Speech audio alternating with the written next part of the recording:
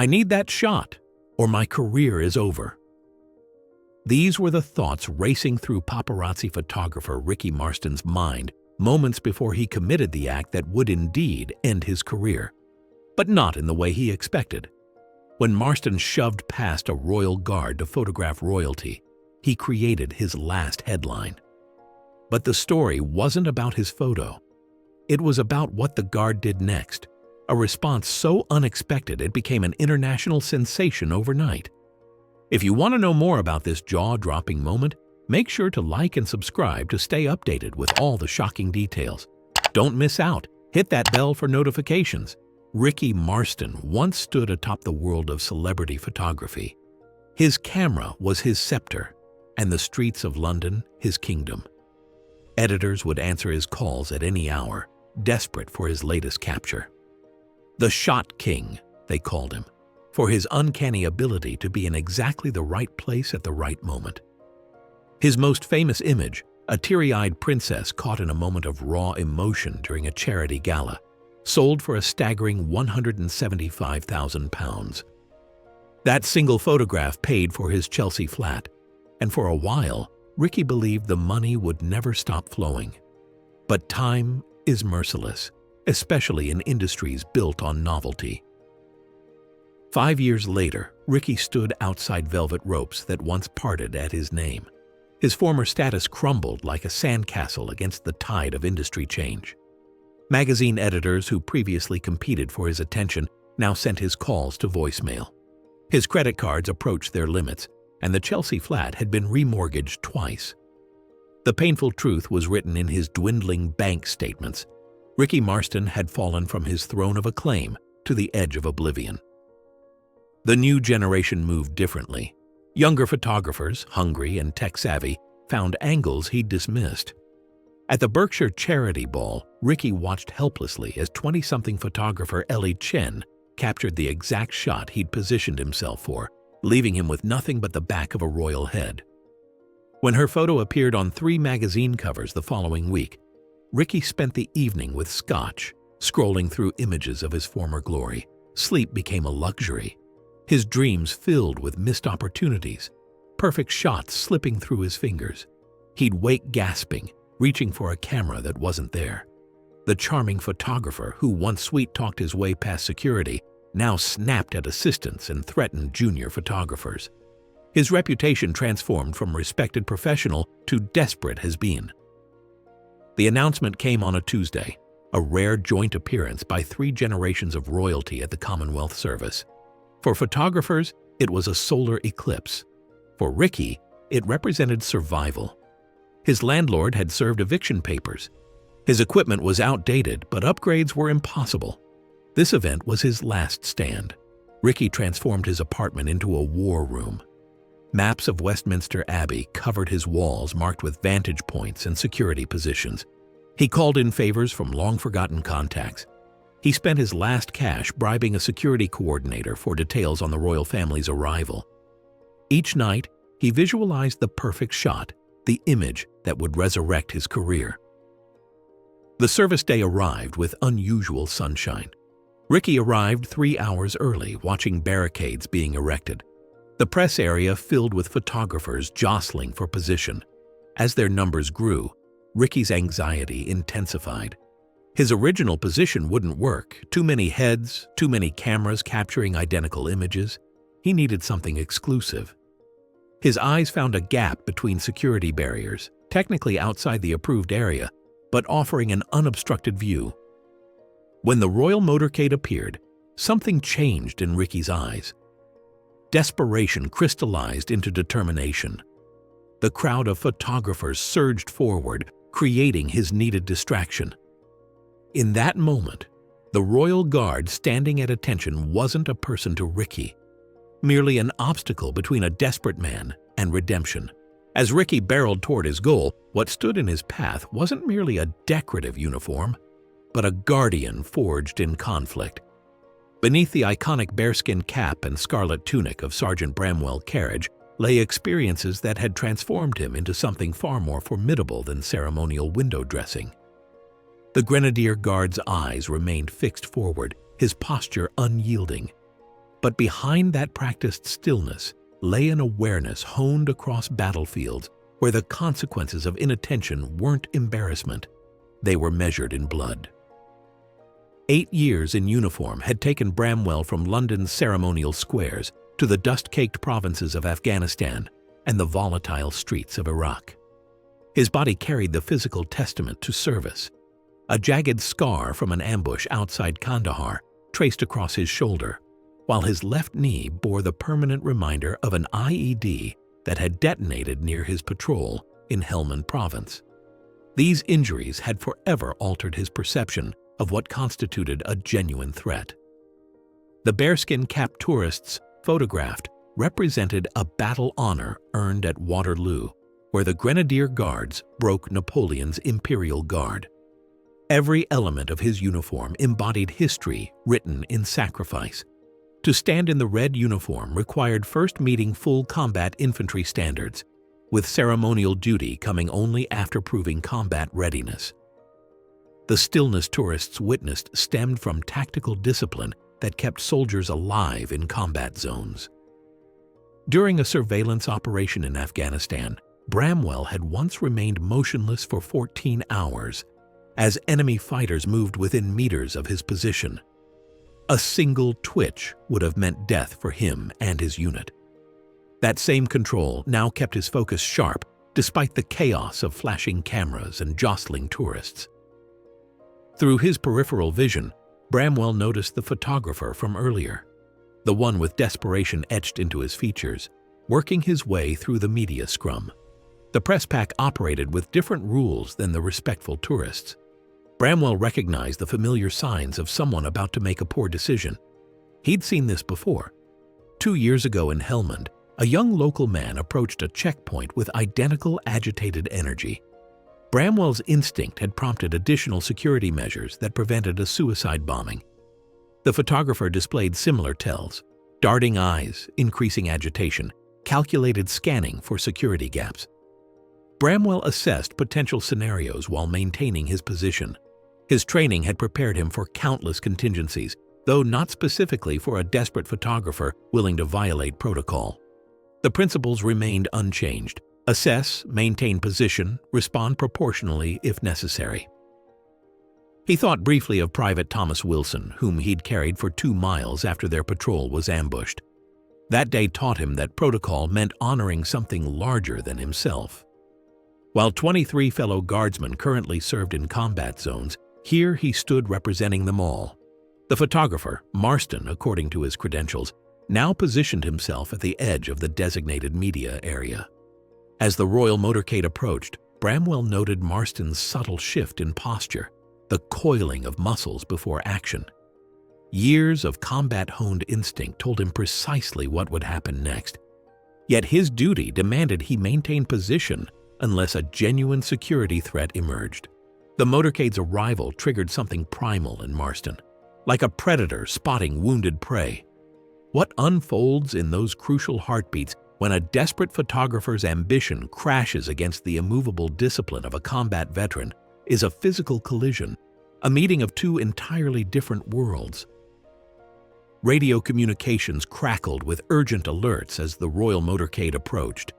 The crowd's energy shifted, a sea of anticipation rippling through gathered onlookers. Security personnel stood straighter, communicating through subtle gestures and whispered commands into earpieces. In the designated media pen, telephoto lenses rose skyward, awaiting the perfect moment. But for Ricky Marston, perfection remained impossible from his assigned position. His eyes darted between his spot and the unoccupied space beyond the security cordon. The palace liaison's warning echoed, "Stay behind the designated line, Mr. Marston." But warnings meant nothing now.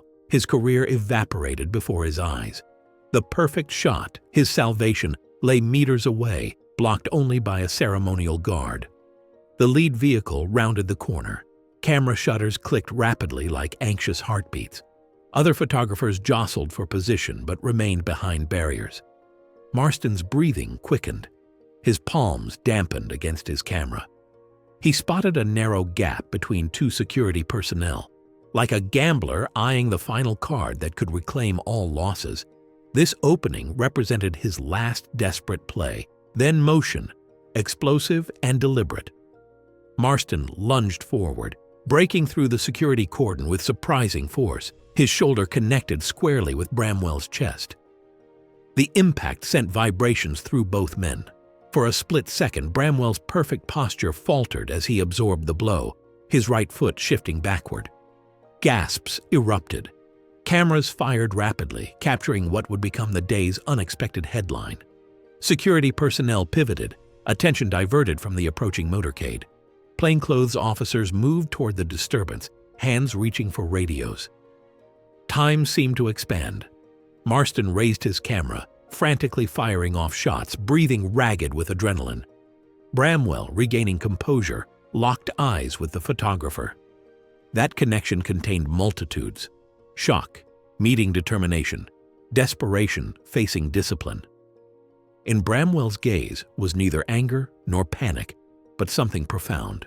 The calculating assessment of a man trained to differentiate between threats and disruptions. The critical moment hung suspended. Military protocol dictated immediate response to physical interference. As Captain Montgomery would later state, physical interference with a Queen's Guard is grounds for immediate arrest. Yet breaking ceremonial stance remained reserved for emergencies or direct threats. Every hesitation allowed Marston additional photographs, potentially the images that might resurrect his failing career. Security personnel closed in with precise movements. The crowd fell into uncomfortable silence, collectively holding breath. Other photographers lowered their cameras to witness the guard's response. What happened next transcended the event itself. The physical assault represented a collision between worlds, desperate relevance versus unwavering discipline. Marston's press credentials, revealing multiple prior warnings for boundary violations, marked his disregard for protocols. His pattern of pushing limits had reached its breaking point. The assault lasted seconds, but its implications stretched longer. Two men from vastly different backgrounds became unwitting actors in a drama neither had anticipated. One driven by desperation, the other bound by duty. Both now linked by a decision that would reverberate worldwide. Seconds stretched into an eternity as the crowd held its collective breath. Where most expected swift action, a forceful takedown, handcuffs, or at minimum a stern rebuke, there was instead a moment of profound stillness. Guard Carriage's response defied every expectation, transforming what should have been a security incident into something far more powerful through its stark absence of reaction. Time seemed suspended in those first moments after the collision.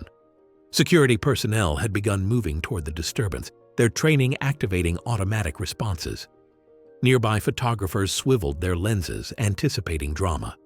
The crowd's murmurs died to hushed silence as all eyes fixed on the guard who had just been so blatantly disrespected. The air felt charged with tension. Protocol-dictated physical interference warranted detention. Many had witnessed tourists sternly warned for merely venturing too close. The expected script was clear: aggressor subdued, removed, charged. But Sergeant Carriage rewrote that script entirely. With methodical precision born of years of discipline, he straightened his uniform with a barely perceptible adjustment. His shoulders squared, chin lifted almost imperceptibly. His eyes remained fixed forward with unwavering focus as he resumed his position. The clash that was meant to punish instead transformed into a lesson in restraint.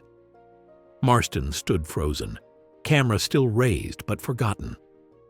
Why isn't he reacting? He thought, his triumph dissolving into confusion. The expected consequences never materialized. Security personnel slowed their advance, suddenly unsure how to proceed in the face of such composed dignity. The guard's eyes never wavered, never sought out his aggressor. His disciplined posture remained perfect, back straight, shoulders level, hands positioned precisely. The red uniform, momentarily disturbed, once again presented an immaculate appearance. This absence of reaction created its own powerful tension.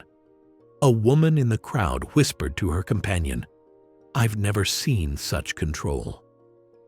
The paradox of power through restraint, demonstrated that true strength often lies not in action, but in deliberate inaction. The guard's stillness spoke volumes more than retaliation ever could. A remarkable transformation occurred among the onlookers. Initial confusion gave way to recognition of the extraordinary nature of what they were witnessing. Phones captured not an anticipated confrontation, but its deliberate absence. The air, previously thick with anticipation, now carried a palpable sense of respect. Witnesses exchanged glances of growing appreciation. A retired military officer nodded in understanding. A parent pointed out the guard to their child, who observed with newfound solemnity. The narrative shifted before their eyes, from an assault to a testament of disciplined dignity. By choosing restraint, Sergeant Carriage redirected the story away from Marston's aggression. His composed response highlighted the values of respect and tradition he represented. The photographer had sought attention through transgression, but the guard commanded it through unwavering adherence to duty. In that suspended moment, the crowd recognized they were witnessing something transcendent. What began as disrespect transformed into a profound demonstration of character, one that would resonate far beyond that royal event. The photographer had captured his shot, but the guard had captured something far more valuable: the respect of everyone watching. While the royal motorcade continued its journey through the city streets, something unexpected was already happening in the digital realm. A woman standing 3 rows back from the barricade had captured the entire confrontation on her phone. 10 seconds after Marston pushed the guard, she uploaded the video with a simple caption: "Royal Guard shows incredible restraint when attacked by photographer." Within minutes, the clip accumulated thousands of views, shares, and comments. Sergeant Carriage's remarkable composure had ignited public fascination. Across the square, a professional photographer had instinctively swung his telephoto lens toward the commotion, capturing a sequence revealing Marston's aggressive lunge and Carriage's stoic response.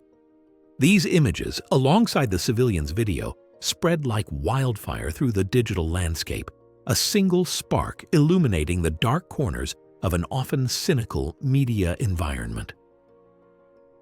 By the time the royal family completed their appearance, the narrative had dramatically shifted. While they had been the intended subjects of media attention, every major news outlet was now featuring the confrontation. "Dignity under fire, Royal Guard's powerful restraint captures nation's attention," read one headline, capturing the public's admiration for this display of discipline. Another proclaimed, "Stoic Sentinel, the guard who said everything by saying nothing." Media analysts gathered to discuss the royal family, instead found themselves dissecting the symbolic power of the guard's non-response. In an era where outrage generates clicks and confrontation drives engagement, we witnessed something remarkable, noted cultural commentator Eliza Reynolds on an evening news program. A man who had every justification to react chose instead to maintain his position. That visual metaphor resonates deeply in our current climate. By nightfall, multiple hashtags were trending: "Stand like a guard," "Dignity," "Not drama," and "Silent strength." Former military personnel shared their experiences of maintaining composure under provocation. What Sergeant Carriage demonstrated wasn't weakness, it was supreme strength, wrote a decorated veteran in a viral post. Anyone can react. It takes exceptional discipline to choose your response. The palace released an uncharacteristically swift statement. The exemplary conduct demonstrated by Sergeant Bramwell Carriage reflects the highest standards of service and dedication expected of those who protect the crown. His actions today embody the values and traditions that have distinguished the Grenadier Guards for generations. News programs that had dispatched reporters for the royal appearance now investigated the Guard's background. By morning, respectful profiles of Bramwell's military service emerged, avoiding sensationalism of his combat experiences. The Telegraph ran a front-page editorial titled "The Power of Restraint in an Age of Reaction," arguing that Sergeant Carriage's moment of dignified silence speaks volumes about what we've lost in our discourse: the capacity to absorb provocation without immediate retaliation. What made the story compelling was its visual simplicity. There was no need for context. The imagery told the complete tale. A man sworn to maintain his position did exactly that, despite clear justification to break protocol. The contrast between Marston's desperation and Carriage's composure created a narrative that required no embellishment. As 30 million viewers studied that pivotal encounter, they weren't just celebrating the guard's composure, they were witnessing the precise moment a photographer's career imploded, though he hadn't yet realized it.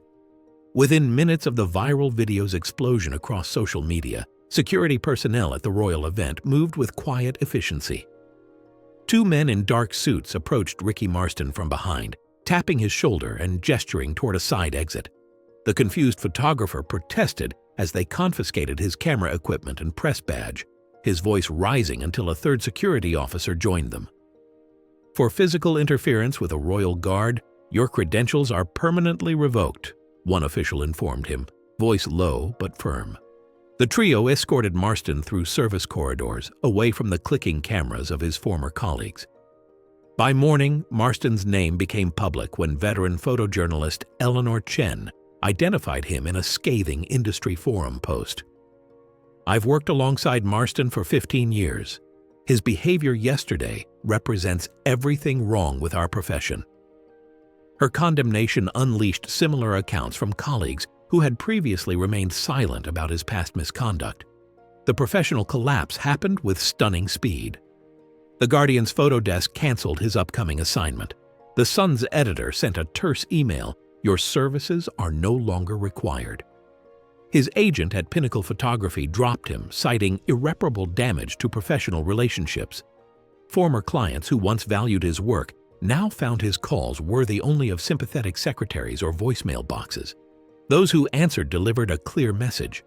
Association with him had become radioactive. Meanwhile, Sergeant Carriage returned to his barracks to find his phone flooded with support messages. His commanding officer personally called to commend his restraint. A handwritten note arrived from the royal family, praising his exemplary representation of the values we hold dear. Desperate to salvage his reputation, Marston appeared on a morning talk show 5 days later. "I've spent decades capturing history," he explained, fidgeting. "Sometimes getting the shot means making split-second decisions." The host's expression hardened as she asked if physical assault constituted an acceptable decision. His stammered response triggered immediate backlash. His written statement only accelerated his downfall.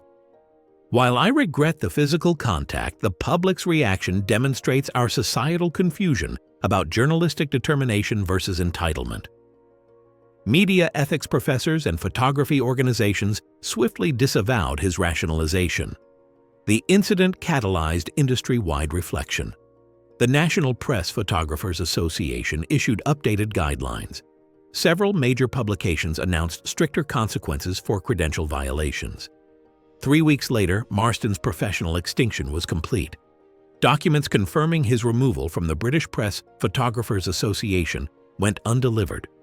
Eventually, a neighbor mentioned seeing Marston loading suitcases into his car before dawn, leaving no forwarding address.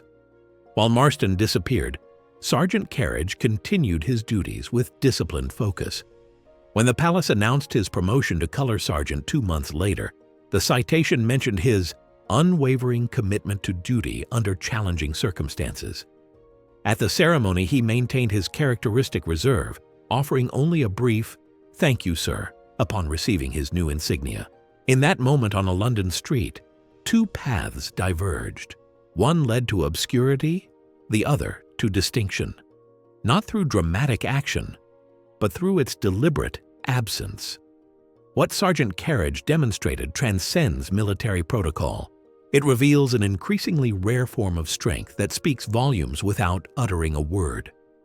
Our culture celebrates the quick retort and immediate defense, diminishing the power of dignified restraint. Like a mountain unmoved by storms, true composure stands firm amidst chaos. Will you choose the path of silent strength when provoked tomorrow? In your workplace, relationships, daily interactions, the most powerful response might be choosing to respond not at all.